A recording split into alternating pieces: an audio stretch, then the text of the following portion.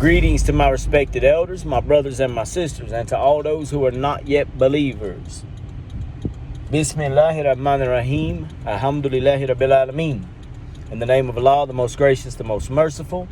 All praise is to Allah, the most gracious, the most merciful. We send blessings and peace upon the Prophet Muhammad sallallahu alaihi wasallam and all of his followers until the day of recompense. If you haven't done so, please like and subscribe. Share this content with anybody that may find it useful, inshallah. And for all of you who continue to join the Patreon, exclusive members, thank you so much, mashallah. Plan on doing live stream soon, as soon as I reach 50 members. The reason being is because I'm not monetized by YouTube. I don't collect any money from advertising. I don't collect any money from memberships. I don't collect any money whatsoever from YouTube. YouTube takes 50% of all your profits, and to me that's ridiculous. So it's just too much of a waste of Muslim money, of the Ummah's money, that could be going towards a more profitable cause. So anyway, brothers and sisters, it was said in a comment earlier, and I think it bears repeating right now, that we as an ummah need to be more than ever at this point in time in a state of unity rather than in a state of separation. And we've been commanded to give each other corrections. There's no doubt about it. And we should strive to help each other in a beautiful way and give each other beautiful corrections. However, when you say, I won't follow brother so-and-so, I won't subscribe to brother so-and-so because maybe his beard is not a certain length and I think it should be, or there's a hadith that says that it should be this way or that way, right? If the brother or the sister are striving in the cause of Allah subhanahu wa ta'ala and they're doing their best to follow the guidelines and the rules and regulations that Allah subhanahu wa ta'ala has set down, and they have love in their heart for Allah subhanahu wa ta'ala, then you should support this brother and sister. Okay? This is not a time to follow the propaganda machine and buy into the divisionary tactics that they use within the ummah itself. They try to strive to separate us from each other, from supporting each other. They strive to separate us in such a degree that we will literally pick each other apart for trivial things, put each other on blast on social media, argue with one another within Facebook posts and Instagram and this, that, and the other. Brothers and sisters, support each other.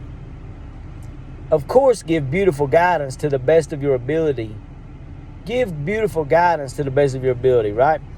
But at the same time, struggle and strive to be supportive of your brothers and sisters. And I know that we are still doing dawah by giving dawah to other Muslims, okay?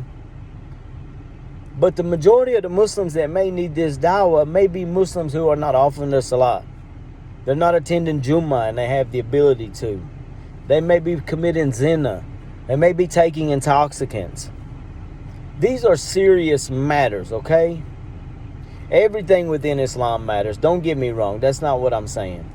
So before somebody tries to chime in and say, "Oh, brother, it's all matters in the eyes of Allah subhanahu wa ta'ala." Yes, it does. MashaAllah, I agree. It does. Alhamdulillah Rabbil Alameen. But there are things that are more serious. If you have a gunshot wound and a paper cut, it's more urgent to attend to the gunshot wound than it is the paper cut.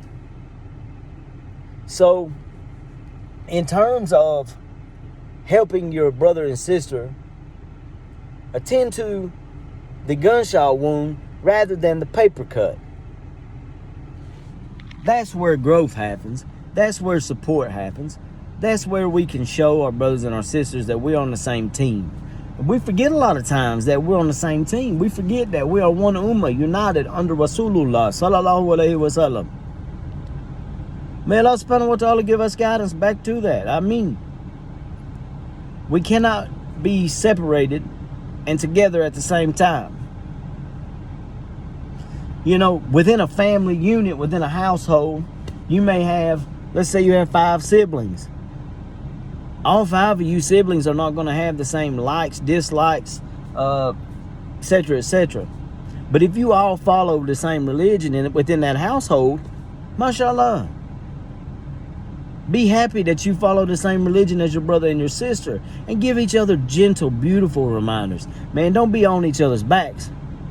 Don't be the haram police to the degree that you are causing separation from Allah subhanahu wa ta'ala within the heart of the believer. Allah knows best, and everybody knows their own situation. We all know who we encounter as far as Muslims and non-Muslims alike. We all know what kind of dawah we're given. Whether our character is of a beautiful character, and we strive to perfect our character to be like Rasulullah sallallahu alaihi wasallam. We all know that the people we encounter, what kind of issues that they have that, you know, affect our lives, and what we allow to affect our lives and don't allow. So we have a choice in this matter, brothers and sisters. MashaAllah, we're Muslim.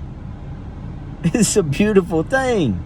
It's a beautiful thing. Alhamdulillah. So take a look at yourself. Be easy on others and be hard on yourself. For the sake of Allah subhanahu wa ta'ala. Be sure to like and subscribe. Share this content with anybody you think might find it useful. Head over to my Patreon channel, inshallah. Join the members thing so I can get some content out there. Do some live streams after I get 50 members, inshallah. It's $5 a month. And all of that goes to help me and my family, mashallah, to continue to produce content. The Dawah project is still in works. My lawyer actually called me today, mashallah, and I had the appointment for 2 p.m. tomorrow, but they rescheduled with me for 11:30 in the morning, inshallah. So I'll have to miss class because of this, but it's for the sake of Allah, and this needs to be done. So that's what I'm going to do, inshallah. And once I get that appointment done with, kind of find out a little more information, I will touch base with all of my brothers and my sisters, of course. And, you know, make dua that this project works out for the sake of Allah subhanahu wa ta'ala. Like I said, anybody who hasn't watched my Revert to Islam series or Revert Muslim in Hostile Territory, for all y'all who haven't seen that, you know, I live in a small town area in the Bible Belt, and there are no Muslims. There's no masjid, there's no dawah center, there's nothing like that available here. You drive an hour and 20, hour and 30 minutes away to get to something of that nature. And then oftentimes when you get there, they're closed. The doors are locked up. You know, they have a number you can call. You may or may not be able to get a hold of someone. So, and I do know that there's not always able to be somebody at the masjid. But, you know, I remember pre-COVID, man, when I would go to the masjid, when I lived closer, there were people at the masjid all the time.